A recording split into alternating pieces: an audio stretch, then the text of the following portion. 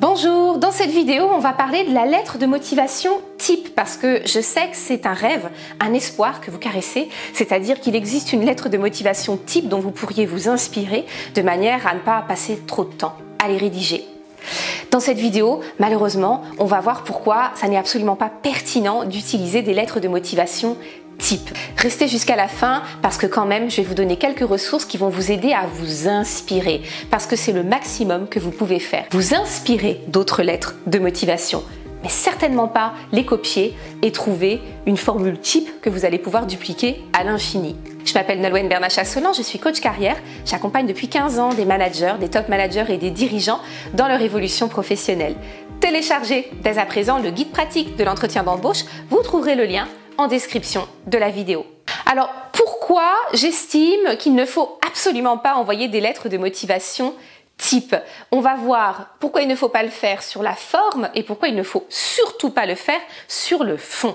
Au niveau de la forme, on pourrait être tenté d'avoir des formules de démarrage, des formules de salutation type. Le vrai problème, c'est que ça va donner un caractère extrêmement figé et que la porte d'entrée dans la lecture de votre lettre de motivation sera une formule type. Dès le démarrage, si vous écrivez « j'ai l'honneur de vous adresser », etc., ça y est, le recruteur, il pique du nez. Il a déjà plus envie. Ça ne l'intéresse pas. Donc, il est très important de l'accrocher dès le départ sur quelque chose qui ne va pas être générique, qui ne va pas être global, mais sur quelque chose de spécifique qui l'intéresse. Et qu'est-ce qui l'intéresse, votre recruteur? Lui-même. On est tous comme ça. On s'intéresse d'abord à nous-mêmes et à ce qui nous intéresse. Ça paraît une évidence et pourtant on en tient trop peu compte. Donc votre porte d'entrée dans la lettre de motivation, ça doit être tout de suite la description du besoin, votre compréhension du besoin du recruteur. Et seulement après, vous allez expliquer pourquoi ça a attiré votre attention, pourquoi vous estimez être la bonne personne, etc., etc.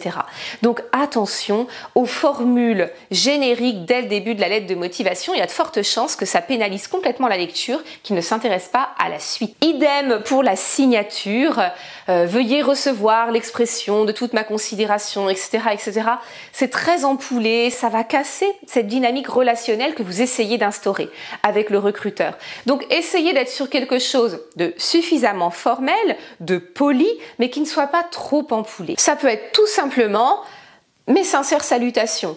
Vous pouvez ajouter avant, en vous remerciant de votre attention, en vous remerciant pour votre lecture, virgule, etc. Quelque chose de simple, quelque chose de spontané. N'oublions pas que la lettre de motivation est quand même plus ou moins en train de tomber en désuétude et que ça va être remplacé par un mail. Et c'est donc le mail qui a cassé cette dynamique d'hyperformalisme qu'il y avait dans la lettre de motivation. Donc vous allez saluer dans la lettre de motivation un peu comme vous l'auriez fait dans un mail professionnel, un mail qui bien sûr va être à la hauteur de la posture que vous souhaitez exprimer, du sérieux que vous souhaitez exprimer. Je vais mettre un tout petit bémol sur ce que je viens de dire pour les personnes qui briguent un poste dans le domaine de l'administration.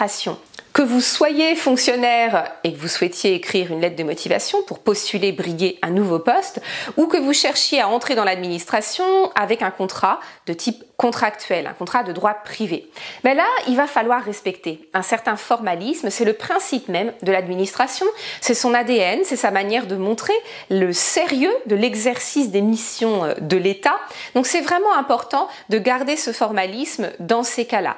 Là, du coup, il n'y a absolument pas de souci pour être dans un langage beaucoup plus fleuri que ce que vous auriez fait spontanément. Deuxième point, au niveau de la forme, c'est vraiment dramatique si vous avez une lettre de motivation type.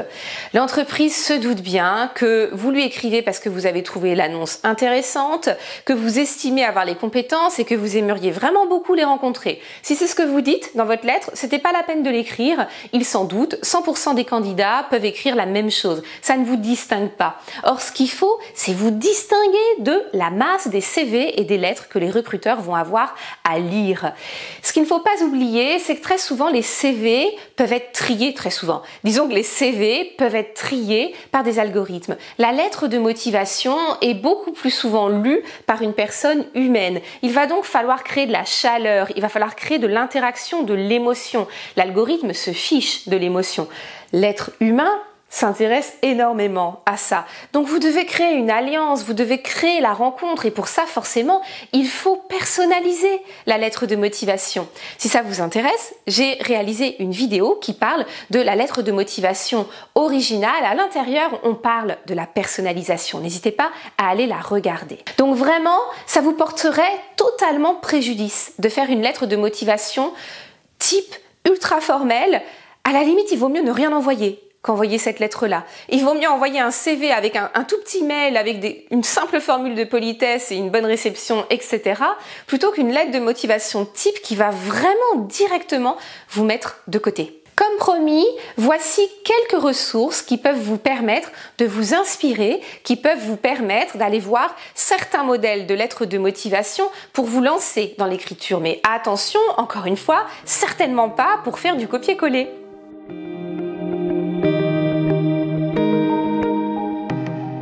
Voilà, j'espère avoir répondu à vos attentes dans cette vidéo. N'hésitez pas à me laisser vos commentaires. Merci d'avoir regardé la vidéo jusqu'au bout. Si elle vous a plu, signalez-le. Abonnez-vous à ma chaîne YouTube pour recevoir tous mes conseils, toutes mes astuces de coach et optimiser votre recherche d'emploi. À très bientôt dans d'autres vidéos.